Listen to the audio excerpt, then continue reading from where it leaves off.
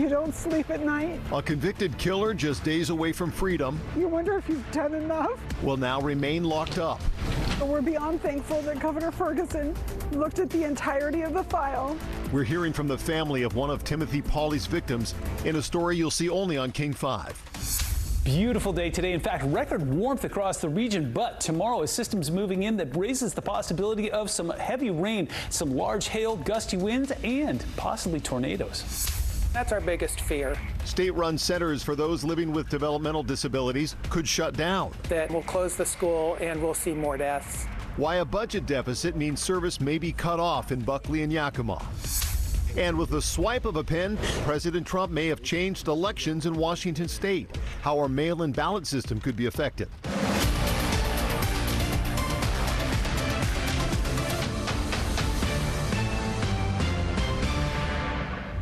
First alert, we are wrapping up a gorgeous 70-degree day in western Washington, but we are going to pay for it come tomorrow. Take a look at what's coming our way. This storm system is bringing chances for thunderstorms, hail, and more. We'll get to that shortly. Chief Meteorologist Mike Everett is tracking what you need to know ahead of tomorrow morning, and we're going to check in with him in just 3 minutes. To our other top story tonight, a convicted killer who was supposed to be released is now staying in prison. Good evening. I'm Greg Copeland. Victims' families fought to keep him there, and now their efforts are paying off. King 5's Maddie White joining us now in studio with a TV exclusive interview. Maddie. Greg, Timothy Pauly was originally sentenced to 3 consecutive life sentences. But after then Governor Jay Inslee decided to let Pauly walk free, current Governor Bob Ferguson announced today he's revoking that. It's a story King 5 has covered extensively. And tonight, I sat down with a daughter of 2 of the victims. You don't sleep at night. Kelly Dow Tarp was kept awake last night by her dread that in just 48 hours, her father's killer would walk free. We want justice, and that's it. We want him to serve the life sentence that he was sentenced to. But by midday Tuesday, she found out Washington's new governor had revoked his early release. We're beyond thankful. All those federal funds. Like I said, I had one of the ugly girl cries when my sister called me.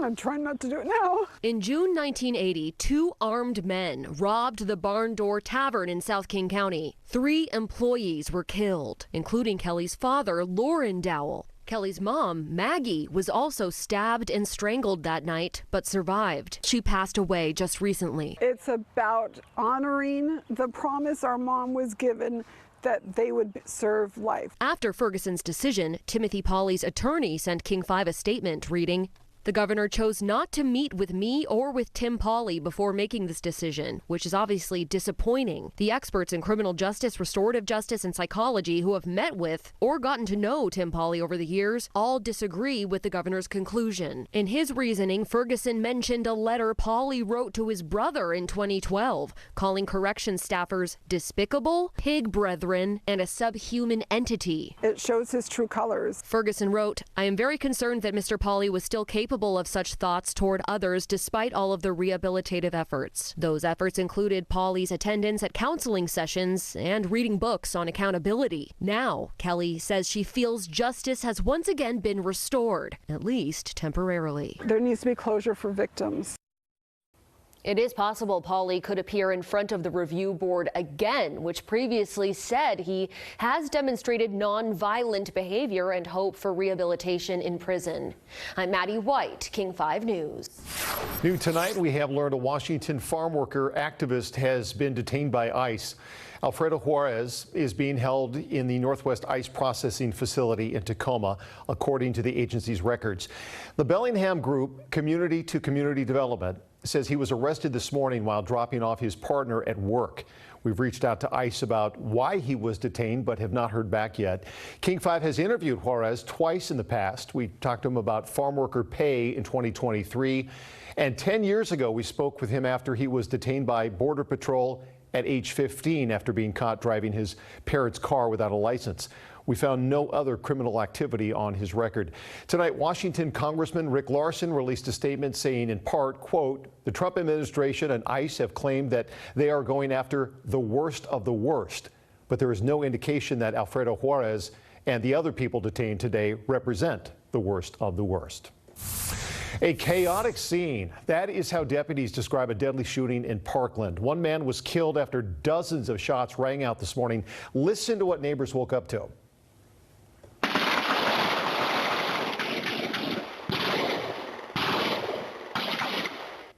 So this is near the Cedar Crest Apartments. The 32-year-old victim was shot several times. He did not survive.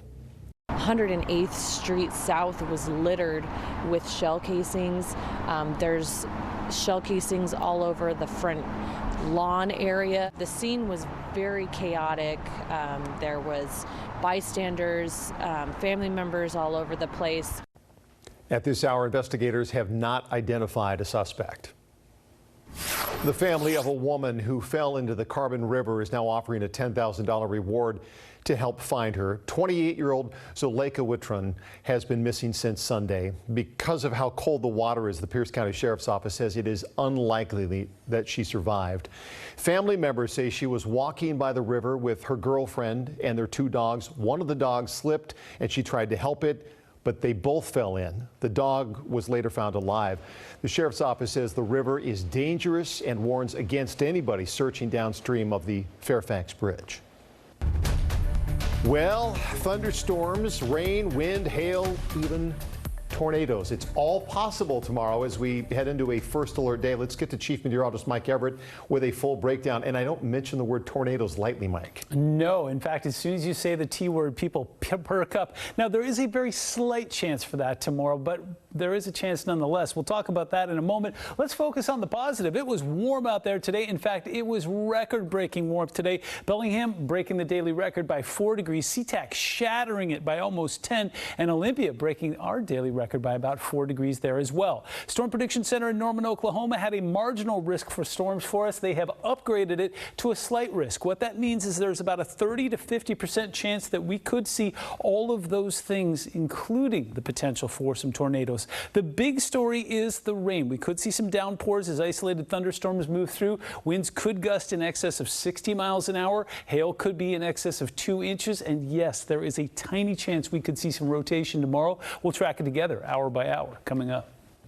Our First Alert weather team is tracking everything you need to know to stay safe. You can stream the latest forecast at any time on King 5 Plus.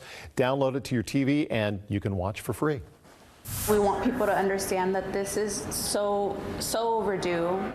Seattle's late night lounges could face tougher rules. It's part of a proposal from the city attorney's office to fight gun violence linked to the city's nightlife. King 5's Natalie Swaby explains what's now in front of city council members. The city attorney's office says a significant number of shootings are occurring in connection with a small number of establishments, about 15 to 20, that stay open well after 2 a.m.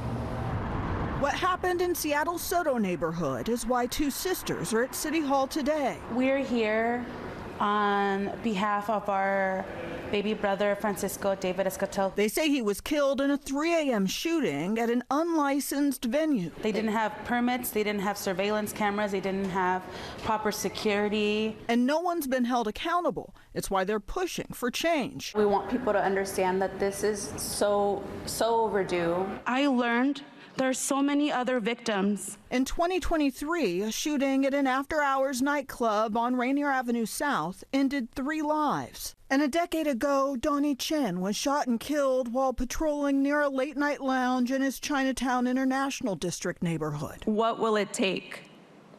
How many more families are going to have to endure losing their loved ones to gun violence? For Donnie and your brother David and everyone in between, and since we take up this bill. The city attorney's office says last year there were 47 shootings associated with Seattle nightlife. And in the first few months of this year, there have been 17. The establishments associated with the majority of the shooting events do not have liquor licenses. They are not authorized to sell liquor. Some of those advertise that they are selling liquor regardless. The community deserves better, and this really opened our eyes to the need. They're calling for tougher rules to avoid more tragedies. We're hoping that this bill passes because it benefits us all.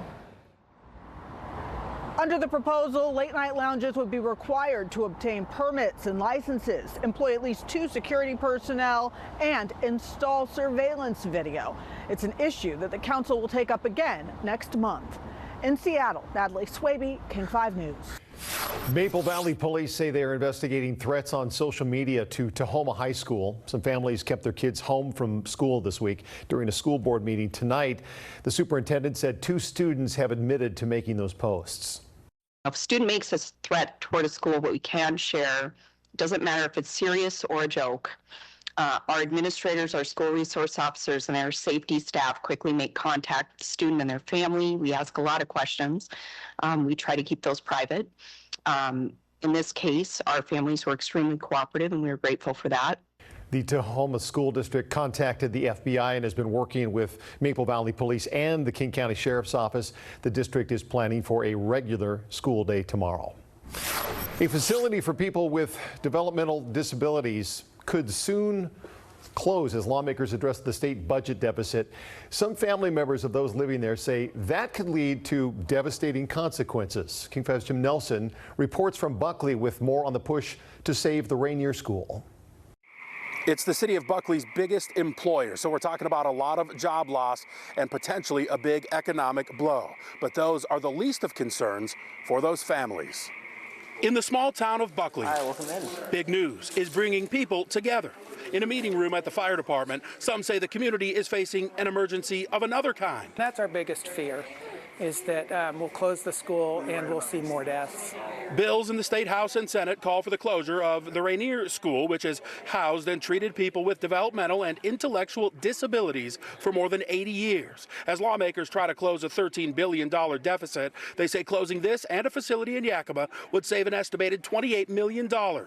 We do not take lightly the disruption that causes, both to residents of those RHCs as well as to the workforce there. My aunt was placed at Rainier School in 1970 by my grandparents. Addie Colliers believes pushing residents into the community would be a mistake. She has a seizure disorder, so my biggest fear is that she will be one of those statistics that she will, if moved out, she will have a big seizure. The facility employs more than 700 people, like Willis McNabb, now in his 34th year there. If you go out to the school and you talk to the staff, you don't hear them talking about jobs. You hear them talking about their worry about what's going to happen to the people who live there. That is the big concern that we hear. Aside from the budget, some lawmakers have argued this type of treatment is outdated. The facility has a history of abuse allegations. A 2022 lawsuit claimed the school was unsafe. That suit was mutually dropped last year. But this group says it is the best place for their loved ones. When I've asked her, she's very echoic. She repeats stuff. And when I've asked her if she wants to move, she clearly says, looks me in the eyes and says no. Many people at the meeting said they will take their concerns directly to Olympia. They plan to reach out to the politicians, hoping their personal stories push them away from this plan. In Buckley, Jim Nelson, King 5 News. Well, a new executive order signed by President Trump could affect elections here in Washington state. The order mandates all ballots be received by Election Day to be counted. Ballots received after Election Day in our state, even if postmarked by Election Day, would not count. The order also requires proof of citizenship to register to vote and threatens to withhold federal funding to states that don't comply. The Secretary of State's office tells King 5 it is still assessing the potential impacts of the order on Washington elections. Boeing is set to go to court in June for the U.S. government's criminal case against the company. The company is accused of deceiving regulators about the 737 MAX and its MCAS flight control system before 2 MAX jets crashed in 2018 and 2019. 346 people were killed in the crashes in Indonesia and Ethiopia. The Wall Street Journal has reported Boeing wants to withdraw a plea deal with the Department of Justice. A vote to remove reserves would leave us defenseless to President Trump's whims and policy objectives. Washington State's treasurer has a big concern over one of the budget proposals coming out of Olympia. Why he argues now is not the time to drain the state's savings account. As they try to balance the budget, lawmakers will also decide the fate of 2 Department of Corrections re-entry centers. A former resident describes how they saved her life. And today's warm air mass will still be in place tomorrow, but it's got an appointment with a cold air mass, and the 2 of them are going to battle for dominance over top of the Pacific Northwest tomorrow.